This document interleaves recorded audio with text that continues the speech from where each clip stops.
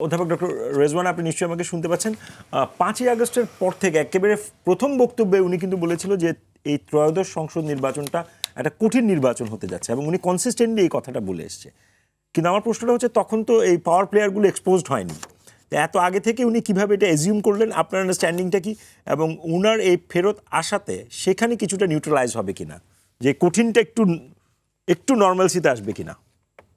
না দেখেন, এটা এটা উনি যে 5ই আগস্টের পরে এটা বলেছেন, কারণ এটা ডেফিনেটলি ওনার অনেক বুদ্ধিভিত্তিক লোকও তো আছে, যারা অনেক সিনিয়র লোকজন আছে তাদের সাথেই হয়। কারণ আমরা যতবার শুনেছি যে এটা খুবই ঐতিহাসিক ইলেকশন হবে, ততবারই ব্যক্তিগতভাবে আমার জায়গা থেকে কিন্তু আমার এটাকে খুব রেটরিকই মনে হয়েছে, মানে ব্যাপারটা অনেক রেটরিকই বটে। তো এই ফ্যাক্টরটা যত দিন গেছে তত কিন্তু বেশি আরো সামনে এসেছে। বিএনপির এখানে একটা খুব যে সাপে বর, যে দেখেন যে ইলেকশন তার বিরুদ্ধে কিন্তু সবচেয়ে বড় এলিগেশন আসছিল না, যে সে খালি নির্বাচন চায় নির্বাচন চায় নির্বাচন চায়।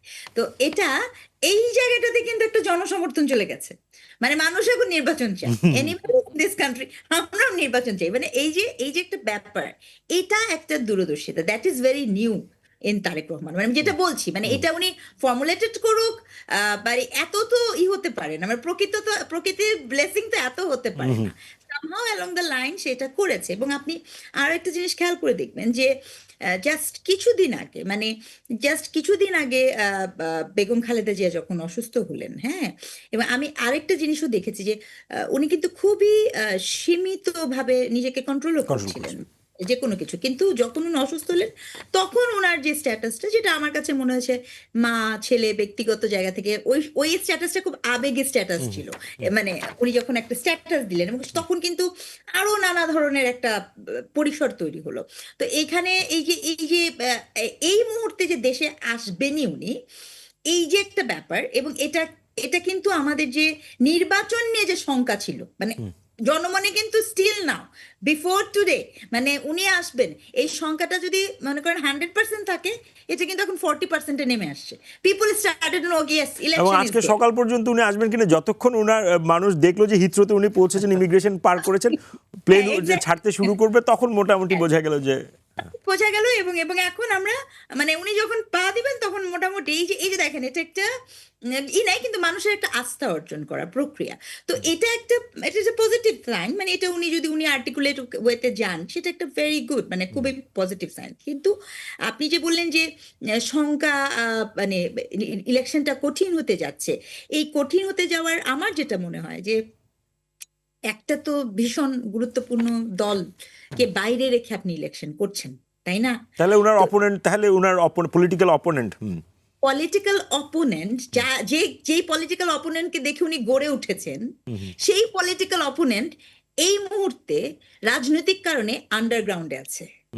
আন্ডারগ্রাউন্ডে থাকা যে কোনো দল ভীষণ ভয়ঙ্কর, বিকজ আপনার তাকে অ্যাকাউন্টেবিলিটি করার কোনো সুযোগ নাই।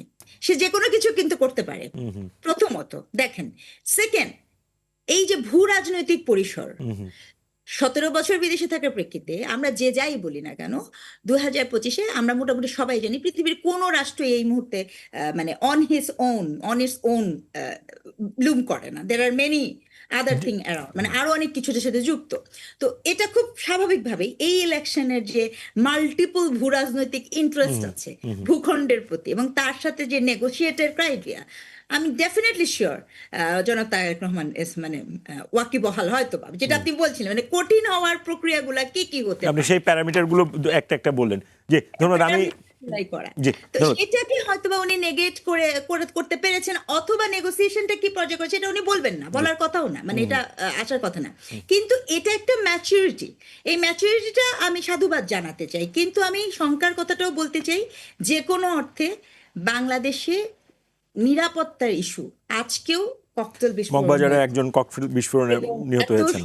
বড়দিনের এরকম আগের মুহূর্তে, এবং খুব রিসেন্ট ডেভেলপমেন্ট কিন্তু এক ধরনের সামহাও মাইনরিটি এবং মানে ধর্মীয় উস্কানি, এবং মাইনরিটি এখানে সেফ না, অস্থিতিশীল করার একটা প্রচেষ্টা, এটা কিন্তু একটা মানে রাইজিং ক্রাইসিস। ধন্যবাদ। সো এইটাকে কিভাবে ডিল করবে, এটা কিন্তু আমি জি। বলতে